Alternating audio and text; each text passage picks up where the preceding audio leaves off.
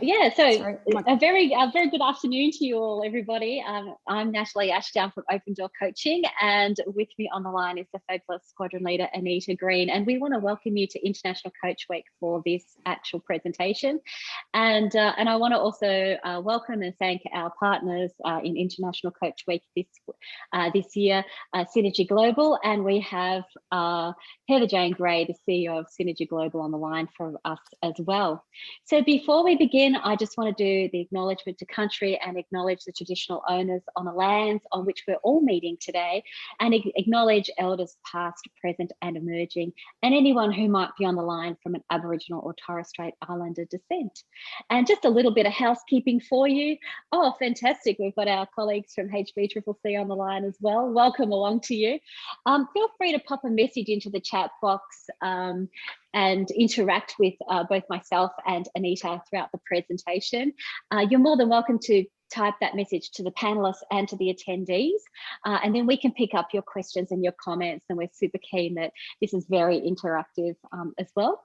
If you are interested in achieving your ICF CCEU, your professional development points, please just stay on the line at the end of the presentation. When we're all finished, I will drop that CCEU certificate into the chat box. Very efficient process improvement this year, and you will be able to pick up that that little document that will help you collect your professional development points.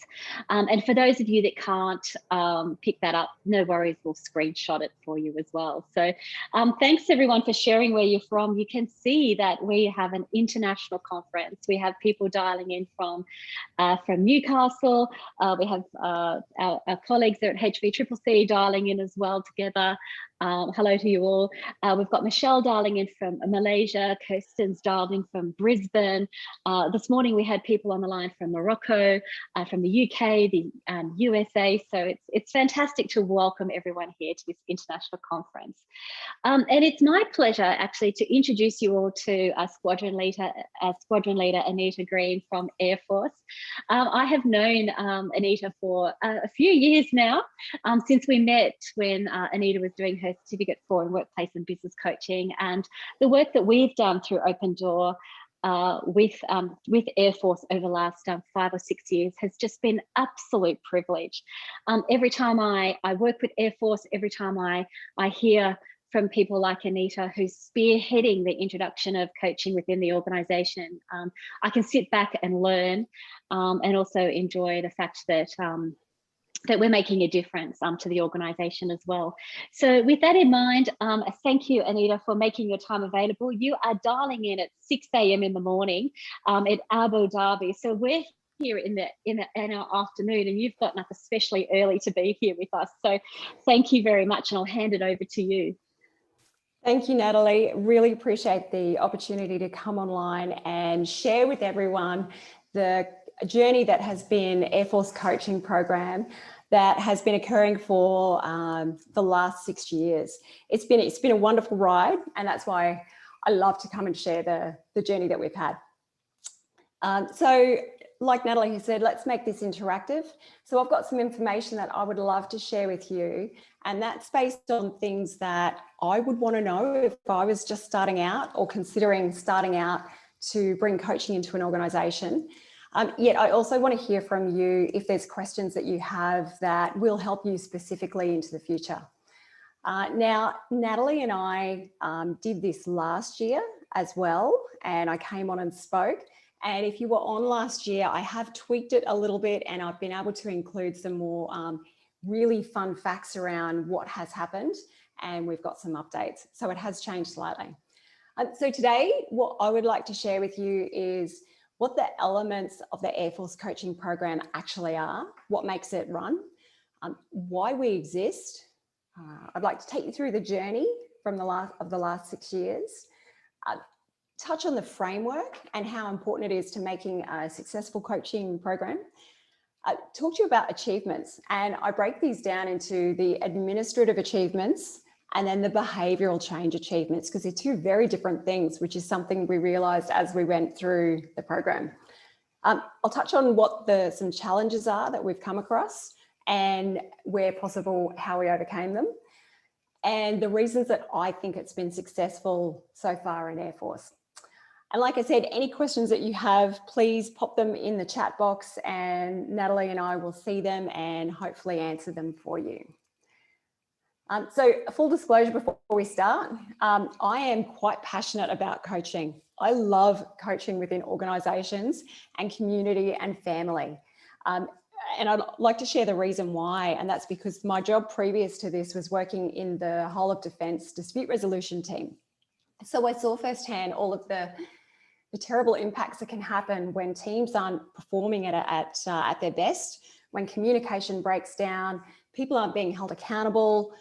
I've seen the impacts, and it can be quite devastating. So for that reason, when I went on the Certificate for in Workplace and Business Coaching back in 2015 with Natalie, I realised my passion in life, and it was to be in the proactive space to make sure that where possible, those terrible impacts don't happen. So you'll probably see some enthusiasm from me throughout the session, because I absolutely, I love coaching in organisations because I see the benefit. So bit of background. I work with the Air Force Cultural Change Team, which is Air Force Adaptive Culture. And I've been doing that for the last 5 years or so. And in that time, I've been the Air Force Leadership Coaching Program Manager. In recent times, a small team from Headquarters Air Command have joined forces with us, and together we collaborate to drive coaching across Air Force. And I do see Foz and Michelle online. I work with them very closely in Air Command, and together we make it work. So welcome team. Next year it might be you up here. So the program was created in 2015, and I was on the very first internal Certificate 4 course with Natalie. From there, I realised how amazing it can be for organisations. So I then harassed Steve and Shelley, who were working in the Adaptive Culture team, until they gave me a job working with them to manage the program. Luckily for me, the program was going pretty fast at that point, and they needed a dedicated resource to manage the program for them. So I jumped in and helped them with that. So in the last 5 years, my role has been to take a young coaching program and grow it aligned with Air Force strategy.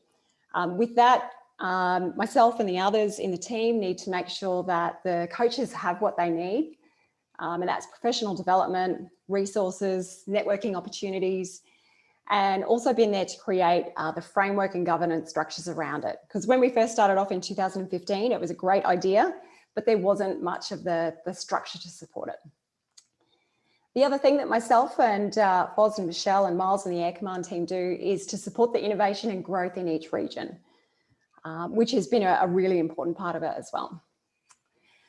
Now, the slide that we have up at the moment is the elements of the Air Force coaching program. Now, I realise depending on where you have your video, you may not be able to see all of it, so you might just have to move things around on the screen. So what it shows is that what we've built is a coaching program that really does empower people at every level of the organisation. So no matter what people's rank, gender, job or location, everyone in Air Force has the opportunity and the encouragement to be coached, to learn coaching skills and to influence within their environments. The way that we've done that is that in the last 6 years, we've grown a really passionate network of coaches across the country, and we're sitting at a couple of hundred coaches at the moment. Now, I will say they're all internal coaches. So all of our coaches in the program are uniformed Air Force members, or they're our public service colleagues that work with us. So they're all internal coaches. There is some coaching done at very senior levels by external coaches, but the program itself is all internal. So those couple hundred coaches that we've got across the country, they coach individuals. They run coaching workshops. Now, those workshops I'll talk more about later on, but they're a one-day coaching style conversation skills workshop. Some of them go out and they coach teams with great effect. And the coaches have been amazing at going out there and influencing Air Force culture, bringing that coaching to the teams out there and improving behaviours, communication, and the overall culture in Air Force.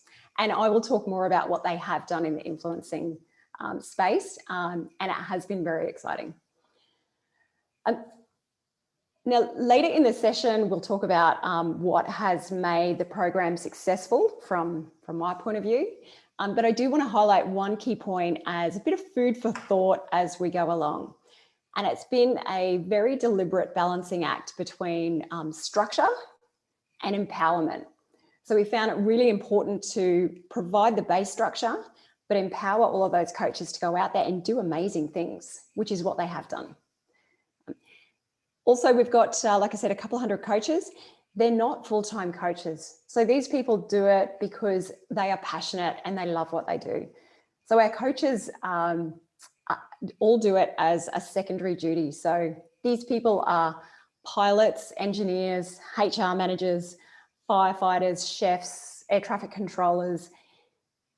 They have a normal day job, but they do coaching on the side when it permits and when the need is there, because they are passionate and they really care about their teams and improving culture across Air Force. So they end up being very busy people. Oh, hold on. Right, so I would like to share with you, actually first, are there any questions so far? I will get into more detail about the different elements of the program, but that's just it in a nutshell so far.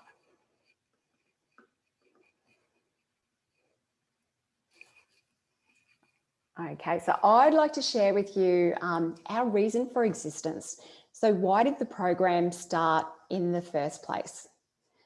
So this is our current vision, mission and purpose, although we are tweaking these at the moment as well. But way back a few years ago, Air Force recognised that we train our people really, really well. They're technically great at their jobs and our leadership training is quite highly regarded. But coaching fits into the social mastery domain. So as you probably know, most humans can improve in this space. Now, all of this links in with our vision.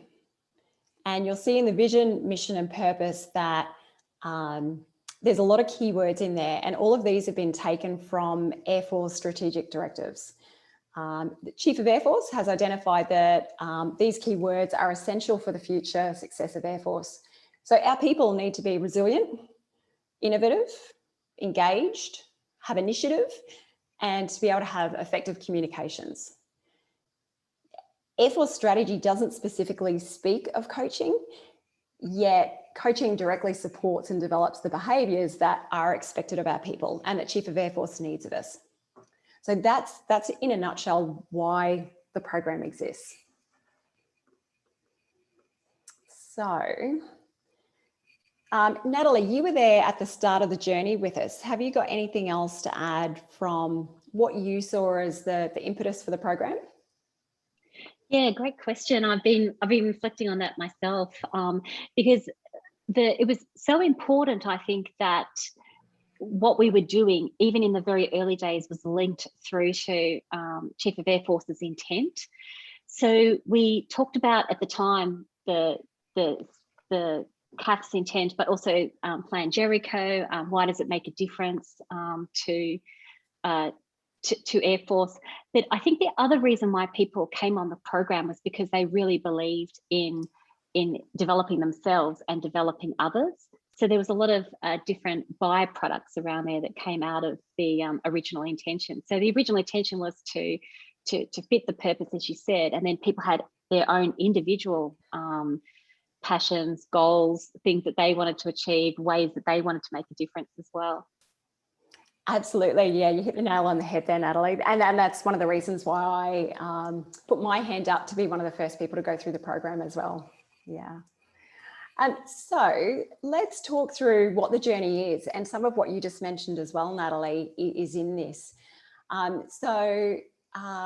In 2012, Air Force launched a new cultural intent statement, which was called New Horizon, and also the new Air Force values.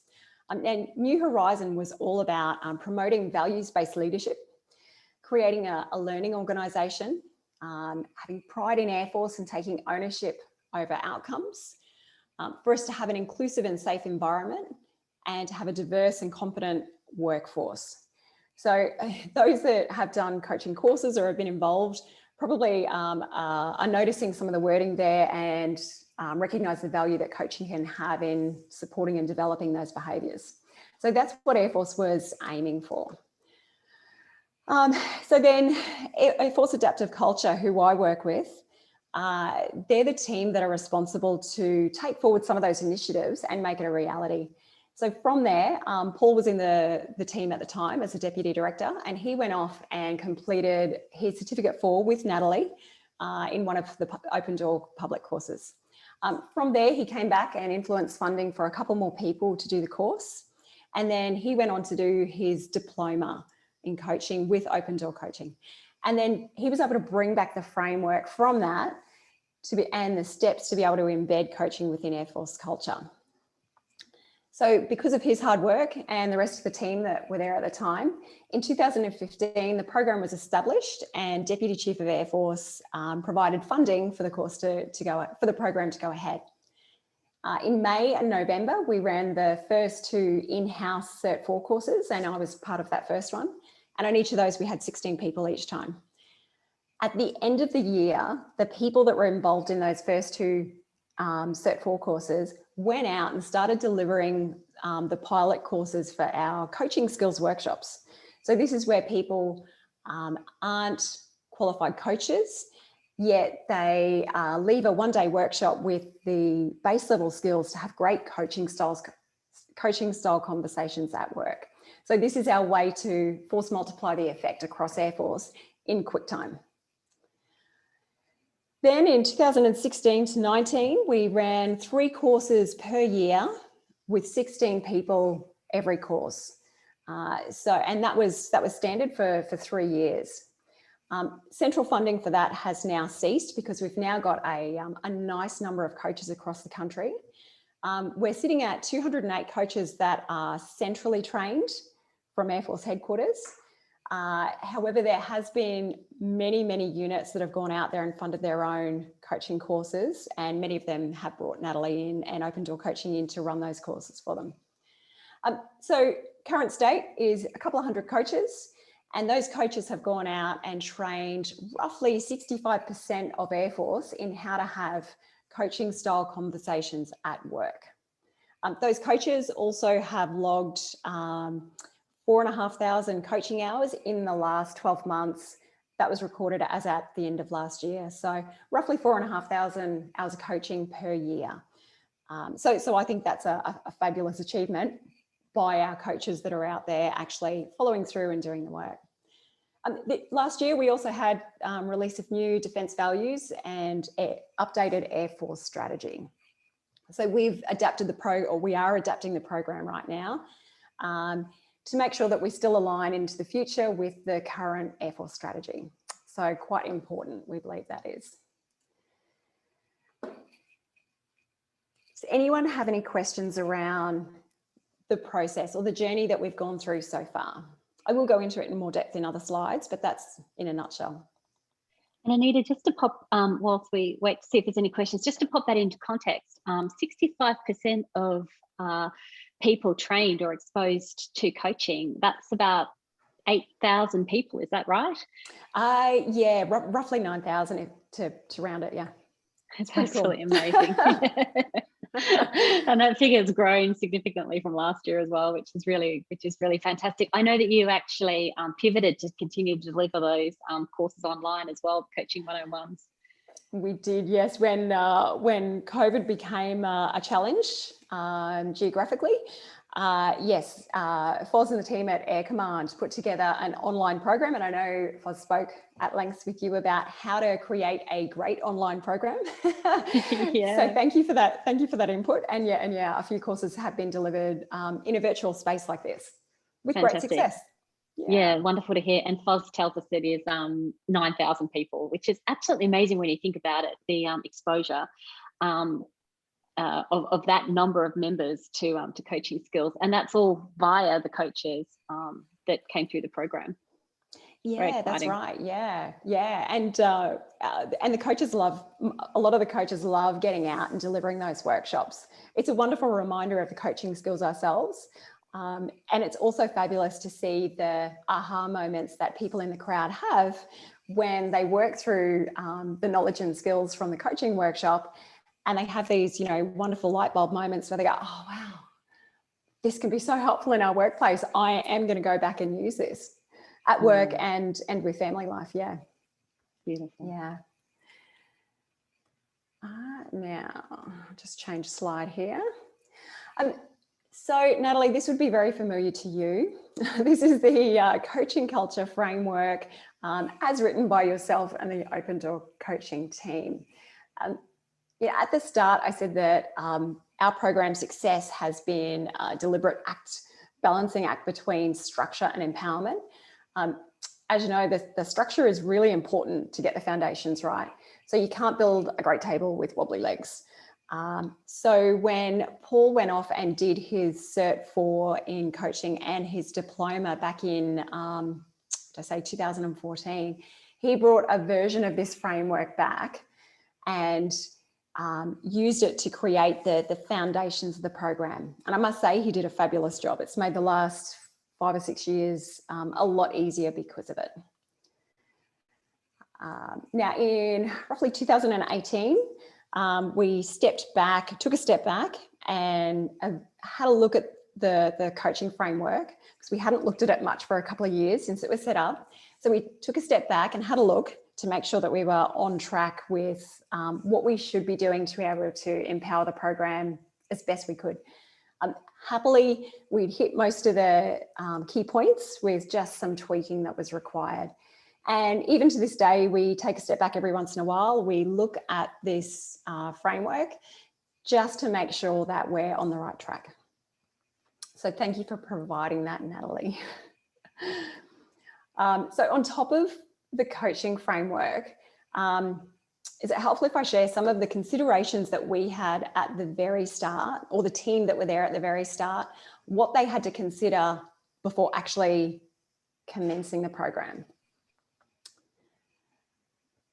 So we found that, I came in about 6 months after this, but the team initially found that it was really important to get senior leadership buy-in. So senior leadership needed to understand what the benefits were of coaching so that they could be our champions. The Adaptive Culture team engaged the Air Force senior leaders via the senior leadership team meetings, commanders call meetings, and the senior enlisted team meetings. So the team got out there and brought coaching to the team so that they could take it forward and be our champions. Another factor was qualifications. If we set this up in Air Force, do our coaches need to have a qualification? And as you know, there's a variety of different coaching qualifications out there. What should we use? They chose the Cert 4 because they wanted to have a nationally recognised Australian standard. And it also fits with ICF accreditation as well, as you know. The next factor was, how do we select the right people for the courses? Because we wanted to make sure that every person that we selected for the program was going to provide value into the future. It's really difficult when you've got a program that we're dispersed across the country, because we had to do the selections via a paper board, which does make it challenging, but we made it work and we pushed on.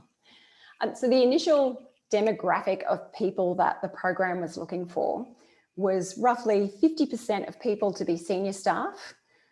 We wanted them to be a wing commander and above, because we wanted the program to have those champions out there.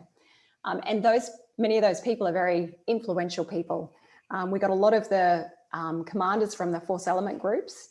We got a lot of commanding officers and other people in really important positions of influence. The other 50% roughly were targeted at the sergeant to squadron leader range. And a lot of those came from our training schools so that we could embed the change in our culture from day one when the new recruits came in. And anytime people were on employment courses as well, there was a changed language where people were using coaching style language to empower people on those courses. So yeah, a lot of our training schools, a lot of the staff were trained up in the first 4 years, and we had a lot of great support from the commanding officers of those training schools, which made it so much easier. So it was taken to our recruit training at 1RTU, to our officer training currently at East Sale. And the employment training, we had instructors from the Air Academy, qualified flying instructors doing the course, School of Logistics, Air Traffic Control School, a whole range of them. The majority of them got on board and sent people to the courses. And from there, coaching conversations and skills got heavily embedded into the aircrew performance program, which I can talk about again later. So other considerations at the very start was that we knew we needed to have a force multiplier effect. So it's hard to change or improve a culture with a couple of hundred coaches if there's only 200 people taking action out there. So that's when it was decided that a one-day coaching skills workshop would be created. And then our coaches would go out and deliver this workshop to people across Air Force. And that's, I must say, that's one of the greatest achievements of the program, because like we said, it's now reached roughly 9,000 people across the organisation, which is outstanding. So from here on, we should be starting to hit pretty good critical mass, and language and behaviours should start to change as more and more people in a workplace have those skills. We also made that course reportable so that it's on everyone's personal file, so that there's that added little carrot for people to do it for those people that needed it. Another consideration was that we had to plan ahead. So there's in personnel branch, there's the talent management program, and we needed coaches that were the right people to be out there talent managing our commanding officers. So the main people that have used the program so far are, every time a new commander for a unit has been selected, they are invited to join the talent management program, and they're given 360-degree feedback via DISC with debriefs, and then they engage with an Air Force coach to continue that journey. So we needed to make sure that we had the right people for that. Now, we've had many discussions around a coach shouldn't have to have background in a particular job or be a particular gender, or a coach should be able to be anyone and come in and ask great questions. And there's been incredible amounts of conversations around this. What we did find with the talent management program is that it is helpful in this instance to have coaches that have some experience in that area, and to a point have greater rapport with the incoming commanding officers because of the jobs that they had done before. So we understand it shouldn't be a necessity, yet the greater rapport and understanding of their roles in this particular area was helpful. With framework, the final thing I'll say about that is that if you're starting a coaching journey, or you're considering starting a coaching program within your organisation, it really does help to use a coaching framework like what is in front of you on the screen. So this is the one that Open Door Coaching have set up, and I've seen a couple of other versions out there. Whatever you use, have something there to guide you to make sure that you tick all of the really important areas so that you don't miss anything. It's been really invaluable for us to look back on it and use that as a feedback loop for ourselves. Natalie, have you got any other points about the framework and interesting things that you've seen in other organisations? Yeah, I was just reflecting on the framework actually, and I remember the number of discussions we had to see whether we were hitting each of the different elements, which was best practice, and what else we could do. One of the biggest updates to this framework actually came through the work we did with Air Force. So originally the diagram was presented as a bit of a waterfall, so a cascading down effect from the values and visions the organisation, down through to the individual coaching programs, etc. But it was actually through our conversations with Air Force and that we realised that what we were doing, the accredited programs, the Coaching 101 programs, they were actually enablers. And so that terminology of enablers and the idea that the lower half of the framework are the enablers of the top half of the framework really became the driving force behind the updates of the framework. So it was through the discussions we had with Air Force that we were thinking about how does what we do all the time enable the organization's value and vision? How does it enable the organization's workforce strategy? How does it enable Chief of Air Force's intent? And then what do we have to produce in terms of those organizational artifacts, the posters, the messaging, the intents from the commanding officers? What needs to be produced to back all that up as well? So I always smile when I see this diagram because I remember where some of those discussions really came from originally. And that whole idea, as you mentioned, the innovation, the empowerment, how do we drive performance? How do we enable people capability within the organisation? It was all of those elements being introduced that were enabling that. So I'm using the word a million times, but I think that's a key part of it, of this framework, that it's not just a waterfall diagram anymore. It's all interconnected as well. Yeah. Now, Natalie, every time I click on the chat box, it takes over my whole screen. So I'm actually just avoiding it. So if anything does pop in there, I'm not, please share.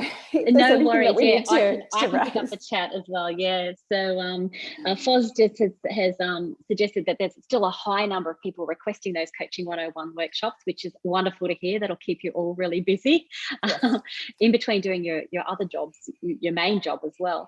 And Heather Jane is just mentioning that enabling is an important point in terms of the work that we do. It is, yeah. Now, from there, how about I share with you some of the achievements of the program. Now, I will break these up into administrative achievements and real life impacts, because something that looks good on paper, like we've trained, X number of people, or we've, 9,000 people have gone through the training, is great. But we need to always remember what is the intent of it. And it's to harness the high-performing behaviours that Chief of Air Force has identified that we need for a successful Air Force into the future. So paper-based stats are great. What is it actually doing to achieve Chief of Air Force intent? So first up, I'll give you some of the paper-based administrative achievements. So you can see here that centrally we've gained funding for 13 in-house coaching courses. Now, they've all been done through the Certificate 4. And from that, there's been 208 trained coaches. From that, we ended up with about 180 accredited, because there's always natural attrition. People leave Air Force, they get posted out, jobs change. There's always going to be attrition. From that, like I said before, we've had roughly 9,000 people go through the one-day coaching conversation skills workshops, which I think is a massive achievement, as long as it is creating behavioural change out there, which accounts to about 65% of the Air Force. Now, here's a chart which shows that this is our trajectory of the Coaching 101 program. I did a program review, or we did a program review last year, and I worked out these stats as I went along, and I thought it would be interesting to share. So as you can see, it's heading in the same direction, in the right direction upwards. We had a understandable drop-off last year when people couldn't get together. We had to socially distance and travel was restricted. So the numbers dropped off considerably. Foz and the team set up some virtual courses, which significantly helped, so people could still get the training that they were seeking. And what it looks like based on this is that at the current rate, we'll end up with 100% of Air Force trained in coaching style conversations, probably around the end of 2023. Now, Natalie, question for you, and it's one that we've discussed many times in Air Force. What is an appropriate number to aim for? Do we aim for 100%? What is a great saturation rate for something like this? It's a really hard question, isn't it? Because the other thing we've been talking about as well is that if those coaches, if people were exposed back in 2016, do they need another exposure? In a couple of years' time as well. So I don't think that there's any kind of magic number. What we're really wanting to see is those coaching behaviours being implemented. So even though we might have achieved, or the Air Force has achieved, the significant percentage, it's also about how do we keep going and how do we keep sustaining it. So other people on the line might jump in with the percentage. Is it 20% of the workforce is the tipping point? Is it 50% of the workforce is the tipping point? The other thing we have to think about is that people will come and go from the organisation. So how do we continue to sustain that rolling number over time? Yeah, and I am keen to hear from other people on the line as to what their thoughts are with it.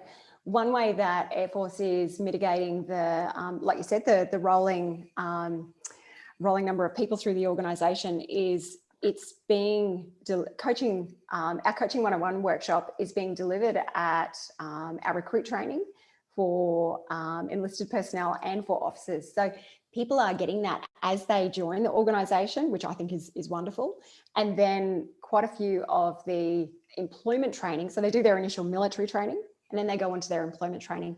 So they get it at military training, and then a portion of them are getting that again, or at least modules of, at their employment training. And it's also been included into the Through Life Learning with program we're away for continual education, which is amazing.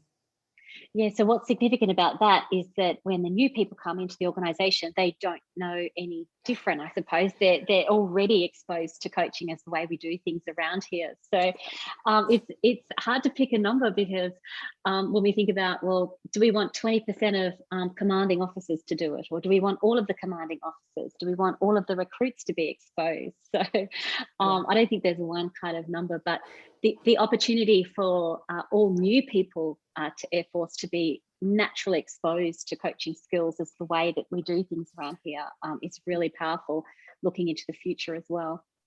There's a few comments coming up here, Anita, that we've got, that it's generating a bit of conversation, which is interesting. So Foz says, an excellent question we need to try to understand.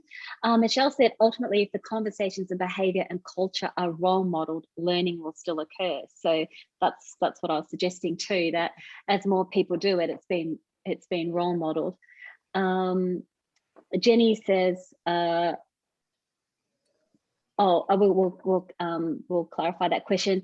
Jenny says, when you mention 200 plus accredited, do you mean certified or actually accredited as ACCs or above? So, good question.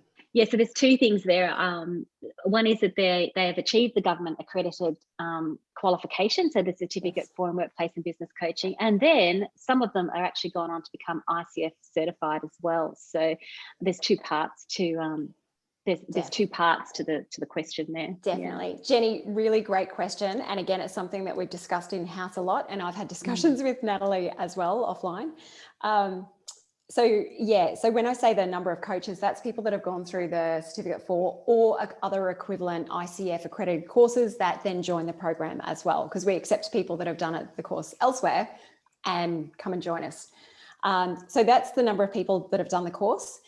We don't say that our coaches have to be ICF accredited, yet we continue to provide the information and resources for them if they choose to take that path.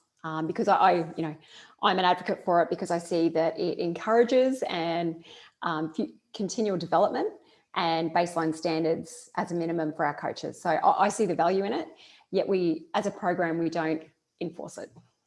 Yeah.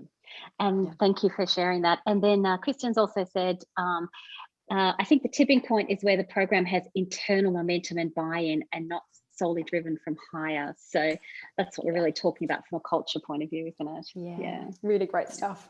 Yeah. there's a couple of other points here. Foz says another discussion point may be around the importance of continuous evolution, the upgrade of the training to meet contemporary expectations and needs. So something we're always thinking about. Di says this may be coming up later. However, she's interested in how you measure the success of the program. So you're about to talk about that, I think. Yeah, and yeah, thank you. And Jenny's curious if coaching's mentioned in any vacancy or job descriptions as well. So everybody feel free to also select all panelists and attendees, and everyone can see your comments and questions as well as we go along. Thanks, Anita. Yeah. Pleased to hear you carry on. Sure. And Jenny, your question about is coaching used in the job advertisements?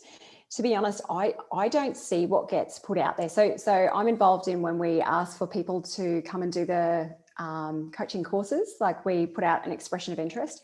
Yet when recruiting occurs for other jobs, I don't see those. So I couldn't say. What I would guess is that a lot of influential people around Air Force have been taking coaching to their areas of influence, spheres of influence. So I assume that might be happening, but I couldn't say for sure. I hope so. Now, some of the other achievements that we have seen is that there's been ongoing support from a lot of the senior leaders over the last 6 years. So in the early days, quite a few of them released coaching directives and were trying to influence people within their groups to either be coaches or to be involved in the Coaching 101 workshops.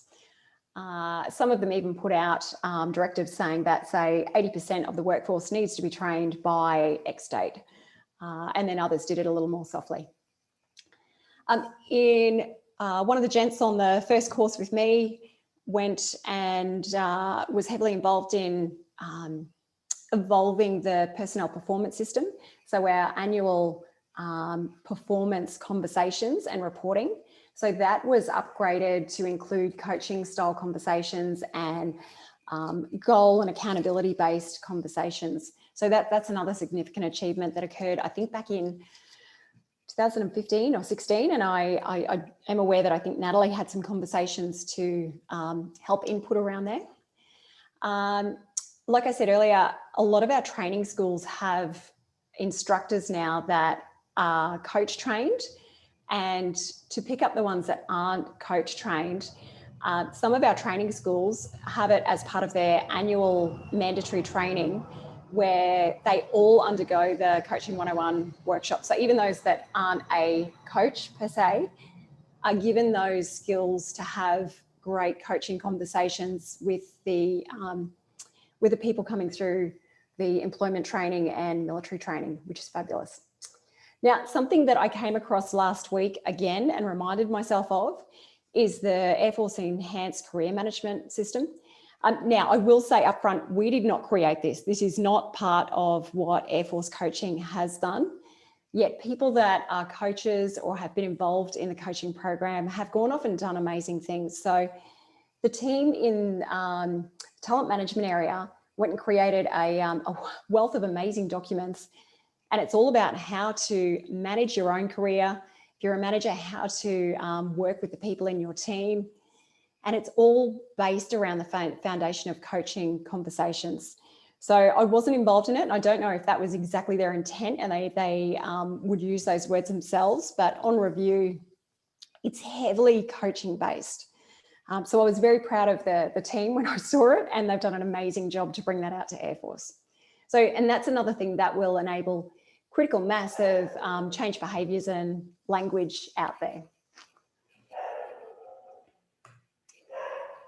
Remember I said that there's a difference between administrative successes and real life change that occurs.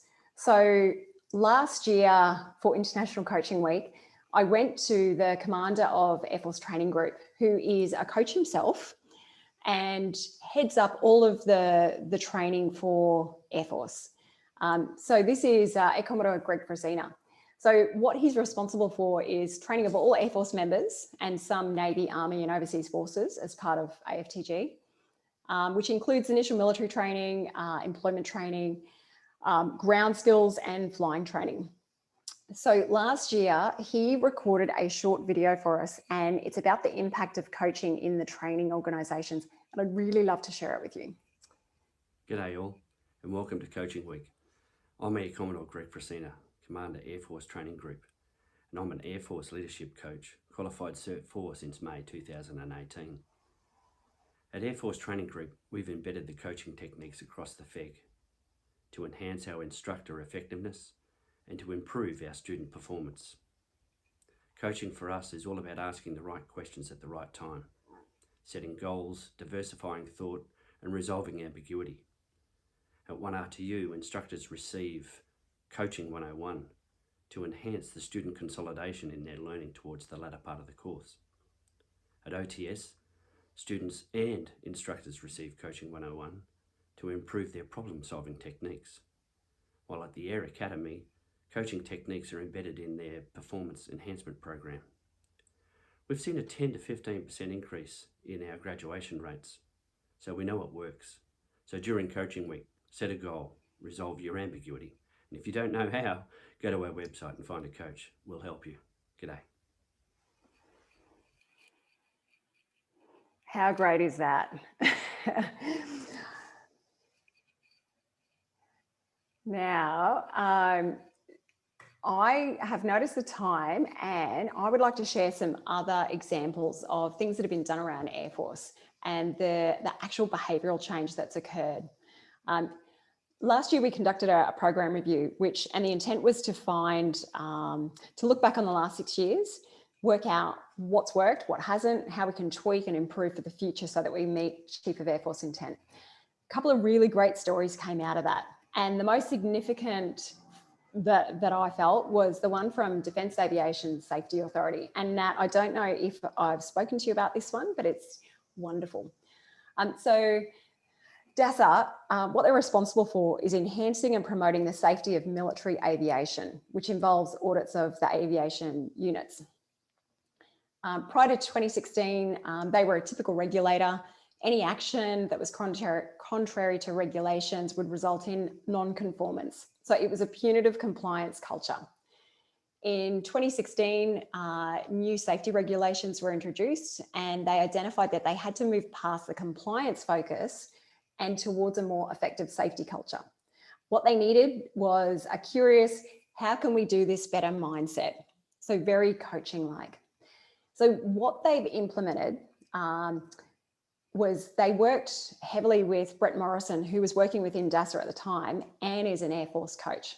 So with command endorsement, Brett went out and trained all of the personnel within DASA in coaching techniques via the one-day workshop. Key staff were given the DISC profiling tool with debrief, and there was also team coaching sessions. Some of the people within DASA were given funding to go and to do coach training themselves, so that there would be a sustainable coaching ability out there. And then by the end, the relationship started improving and people were using above the line language and working more collaboratively.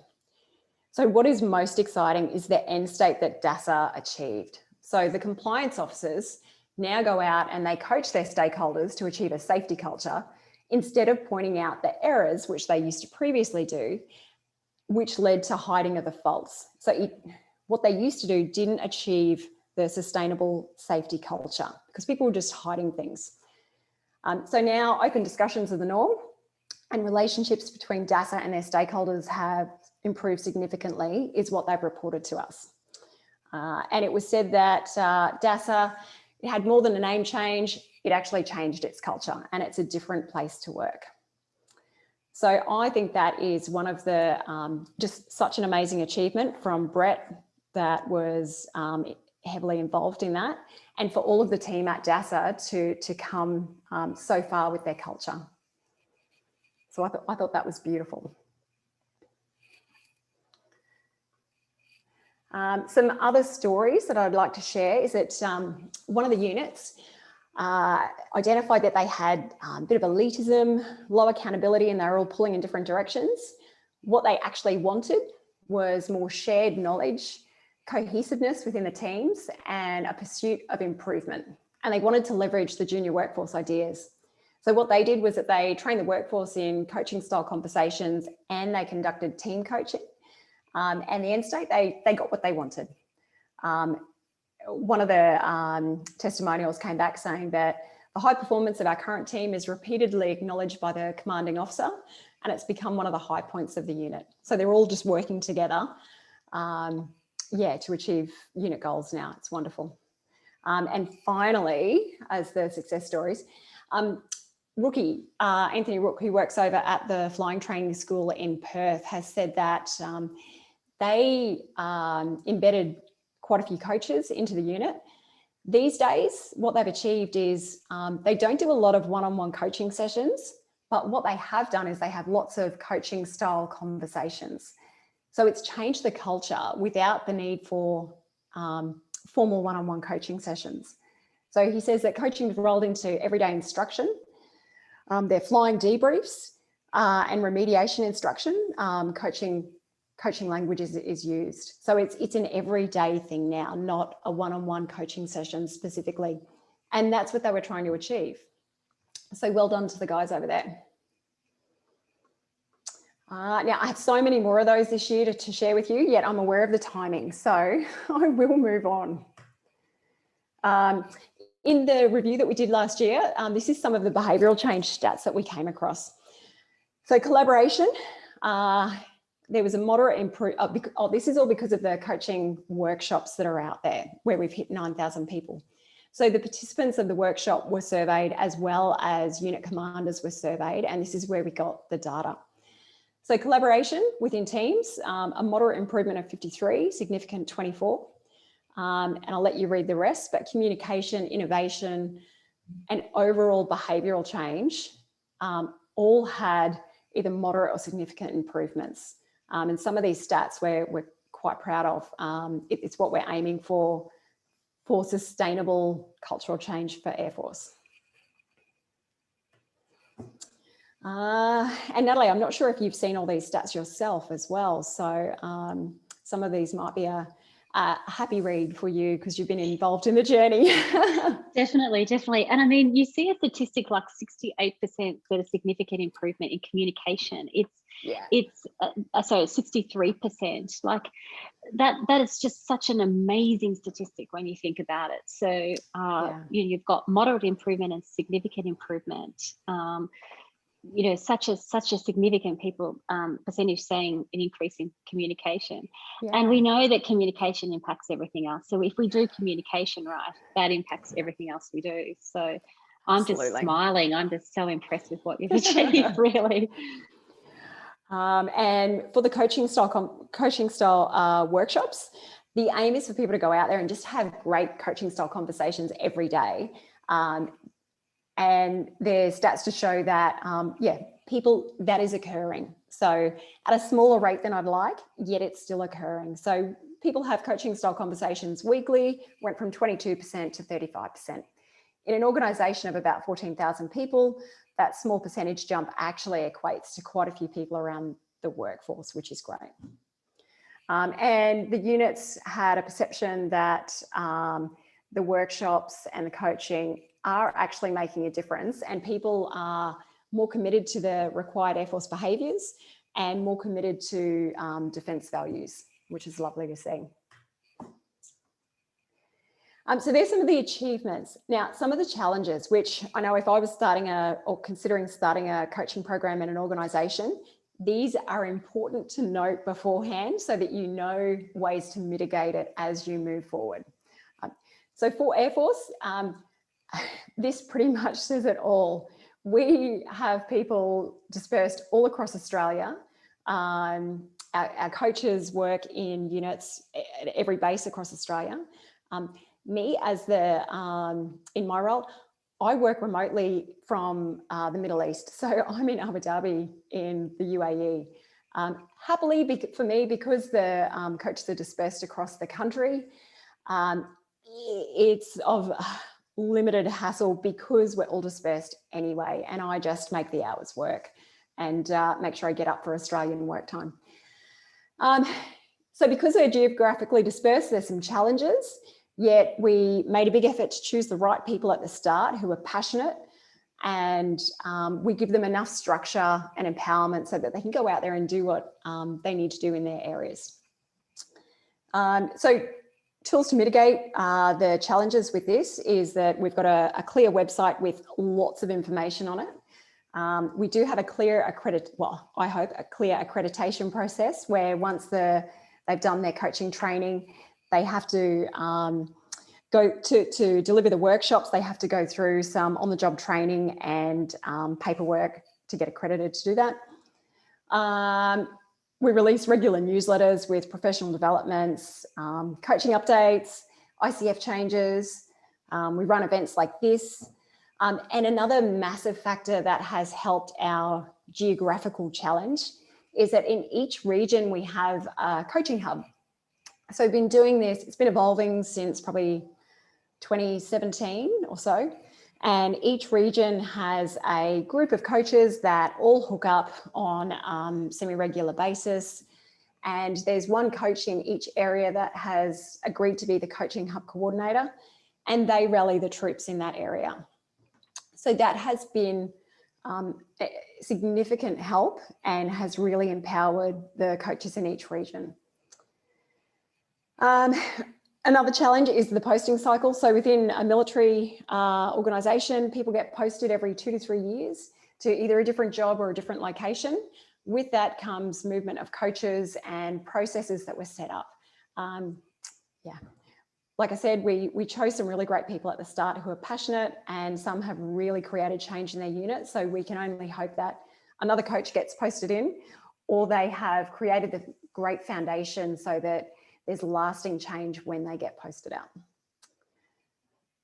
Another challenge is there is still a stigma out there that coaching is focused on underperformance. And as you know, like, yes, it helps, but it's not the main focus of it for us.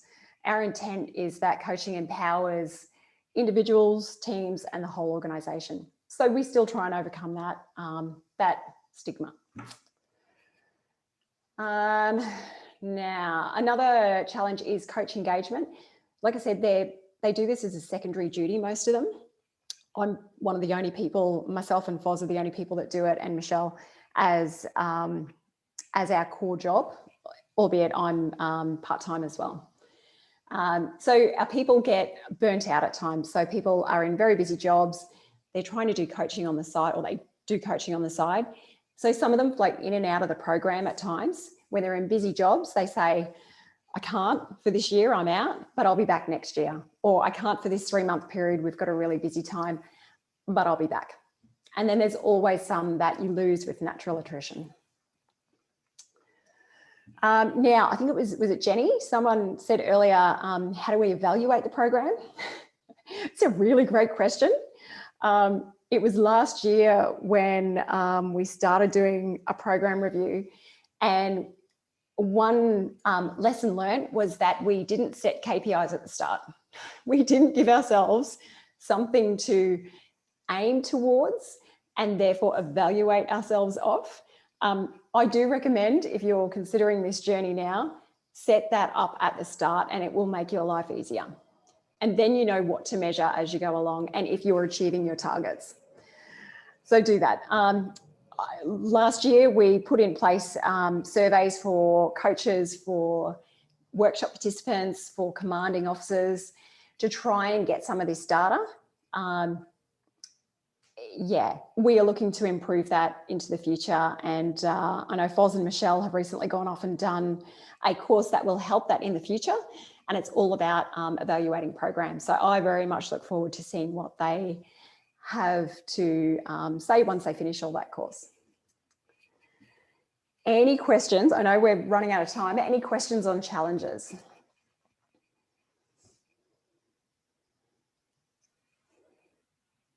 And I can't see the chat box because it keeps messing up my screen. So if not, I will...